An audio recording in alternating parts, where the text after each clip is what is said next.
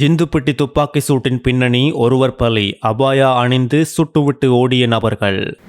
தமிழரின் காணிகளை உங்களால் மட்டுமே விடுவிக்க முடியும், ஜனாதிபதியிடம் நைனாதீவு விகாராதிபதி எடுத்துரைப்பு.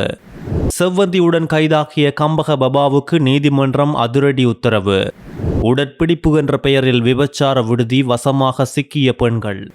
இலங்கையில் இயற்கையான மிகப்பெரிய ஊதா நிற நட்சத்திர நீலக்கல் கண்டுபிடிப்பு.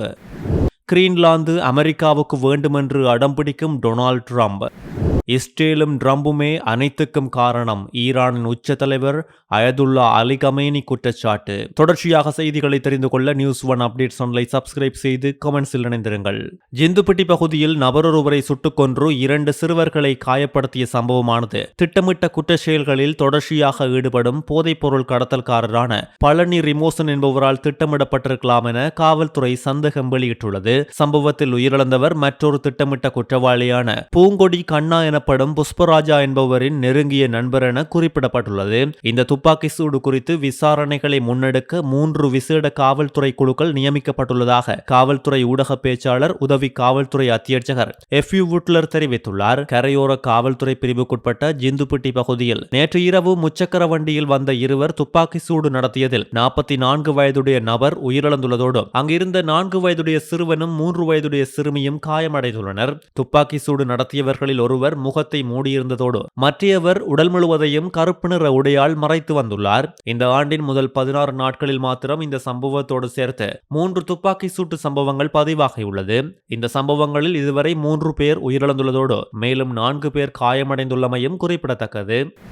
அனுர அரசாங்கத்தின் காலத்திலேயே காணி விடுவிப்புகள் சாத்தியம் என்பதால் காணிகளை விடுவிக்க வேண்டும் என ஜனாதிபதியிடம் கதைத்த நேரம் தான் வலியுறுத்தியுள்ளதாக நாகதீப விகாராதிபதி தெரிவித்துள்ளார். நைனாதீவுக்கு நேற்று முன்தினம் விஜயம் மேற்கொண்ட ஜனாதிபதி தன்னை சந்தித்தமை தொடர்பில் ஊடகங்களுக்கு கருத்து தெரிவிக்கையில் நாகதீப விகாராதிபதி இதனை தெரிவித்துள்ளார். தையிட்டி விகாரை பிரச்சினை தீர்க்கப்பட வேண்டும், அந்த விகாரையை சுற்றியுள்ள தனியார் காணிகளை அதன் உரிமையாளர்களிடம் உடனடியாக மீள கையளிக்க வேண்டும் என்றும் தெரிவித்துள்ளார். அது மாத்திரமில்லாமல் யுத்தத்தால் பாதிக்கப்பட்ட தமிழ் மக்களின் காணிகளை அவர்களிடமே மீள கையளிக்க வேண்டும் என்றும் குறிப்பிட்டுள்ளார். காணி கையளிப்புகள் இந்த அரசாங்கத்தின் காலத்திலேயே சாத்தியமாகும், எனவே உங்கள் காலத்திலேயே காணிகளை கையளியுங்கள் என ஜனாதிபதியிடம் தான் கேட்டுக்கொண்டதாகவும் இவர் தெரிவித்துள்ளார்.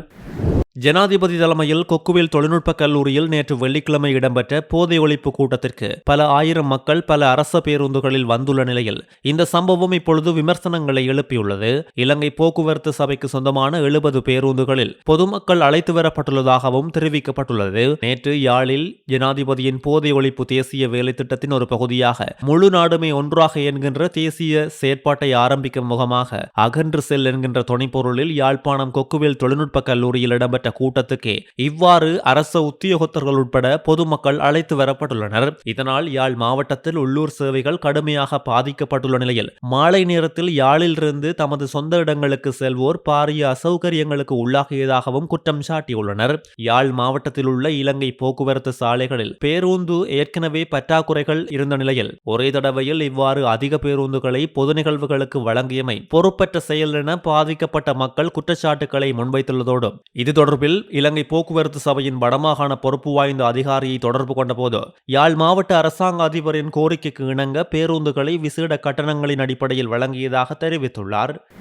அனுமதி பத்திரம் இல்லாது உடற்பிடிப்பு நிலையம் என்ற போர்வையில் சட்டவிரோதமாக விபச்சார விடுதி நடத்தி வந்த முகாமையாளருக்கு நீதிமன்றம் அபராதம் விதித்துள்ளது. பேலியகொட காவல்துறையினரால் மேற்கொள்ளப்பட்ட திடீர் சுற்றிவளைப்பின் போது கைது செய்யப்பட்ட குறித்த நிலையத்தின் முகாமையாளரை கொழும்பு மேலதிக நீதவான் HDDJ பிரேமரத்ன முன்னிலையில் முன்னிலைப்படுத்திய போதே அவருக்கு 50,000 ரூபாய் அபராதம் விதிக்கப்பட்டுள்ளது.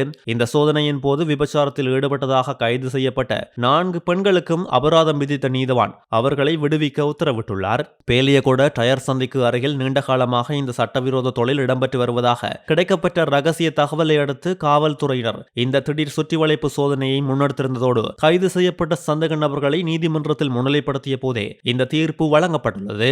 அத்தோடு கைது செய்யப்பட்ட பெண்களுக்கு பாலியல் ரீதியான நோய்கள் ஏதேனும் உள்ளனவா என்பது குறித்து மருத்துவ அறிக்கையை பெற்றுக் கொள்ளுமாறும் காவல்துறையினருக்கு நீதவான் இதன்போது வலியுறுத்தியுள்ளார். ஒழுங்கமைக்கப்பட்ட குற்ற செயல்களில் ஈடுபடுபவரும் போதைப்பொருள் கடத்தல்காரருமான கம்பக பபா எனப்படும் தினேஷ் நிசாந்த குமாரோவை ஜனவரி 28ஆம் தேதி வரை விளக்கமறியலில் வைக்குமாறு நீதிமன்றால் உத்தரவிடப்பட்டுள்ளது.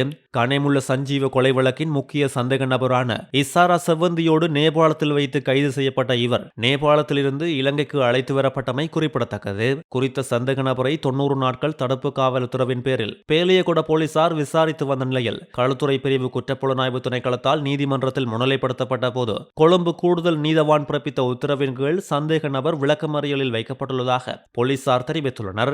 அதன்படி சந்தேக நபர் உட்பட குழுவினர் அக்டோபர் 15ஆம் தேதி நேபாளத்திலிருந்து நாட்டுக்கு அழைத்து வரப்பட்டதும் குறிப்பிடத்தக்கது. கெகல்பத்ர பத்மே செவ்வந்தி குழுவின் கைதுகளை தொடர்ந்து இலங்கையில் பாதாள உலக குற்றவாளிகள் பலர் அதிரடியாக கைது செய்யப்பட்டு வருவதோடு வெளிநாடுகளில் மறைந்திருக்கும் பல பாதாள உலக உறுப்பினர்களுக்கு சிவப்பு எச்சரிக்கை விடுவிக்கப்பட்டுள்ளதும் குறிப்பிடத்தக்கது. அமெரிக்க ஜனாதிபதி டொனால்ட் ட்ரம்ப் கிரீன்லாந்தை கையகப்படுத்தும் தனது திட்டத்திற்கு ஆதரவு கொடுக்காத நாடுகள் மீது வர்த்தக வரிகளை விதிப்பேன் என்று கடுமையாக எச்சரிக்கையை விடுத்துள்ளார். வெள்ளை மாளிகையில் நடைபெற்ற சுகாதாரம் தொடர்பான வட்டமேசை மாநாட்டின் போது அவர் இதனை தெரிவித்துள்ளார். ஜனாதிபதி ட்ரம்ப் அமெரிக்காவின் தேசிய பாதுகாப்புக்கு கிரீன்லாந்து மிக அவசியமானது என்பதனை வலியுறுத்தியுள்ளார். எமது திட்டத்திற்கு ஒத்துழைக்காத நாடுகள் மீது நான் வர்த்தக வரிகளை விதிக்கக்கூடும் என்றும் தேசிய பாதுகாப்பிற்கு கிரீன்லாந்து எங்களுக்கு கட்டாயம் தேவை என்றும் அவர் குறிப்பிட்டார். கிரீன்லாந்தை கையகப்படுத்துவது அமெரிக்காவின் பாதுகாப்பு முன்னுரிமை என்றும் இதற்காக அமெரிக்கா ராணுவத்தை பயன்படுத்துவது ஒரு தெரிவாகவே எப்போதும் இருக்கும் என்றும் வெள்ளை மாளிகை தெரிவித்துள்ளதும் குறிப்பிடத்தக்கது.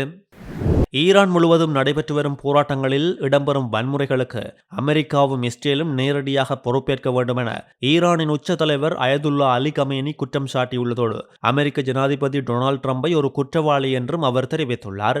ஈரானுக்கு எதிரான சமீபத்திய கிளர்ச்சியானது சற்று வித்தியாசமானது. காரணம், இதில் அமெரிக்க ஜனாதிபதி தனிப்பட்ட ரீதியில் நேரடியாக தலையிட்டுள்ளார். இஸ்ரேல் மற்றும் அமெரிக்காவுடன் தொடர்புடையவர்கள் பெரும் சேதங்களை விளைவித்ததோடு கடந்த 2 வாரங்களுக்கு மேலான ஈரானை உலுக்கி வரும் போராட்டங்களின் போது ஆயிரக்கணக்கானோரை இல்லாமல் செய்துள்ளதாக அவர் தெரிவித்துள்ளார். ஈரானில் நிலவும் அமைதியின்மைக்கு வெளிநாட்டு சக்திகளே பிரதான காரணம் என அந்த நாட்டு அதிகாரிகள் தொடர்ந்து குற்றம் சாட்டி வருகின்றனர்.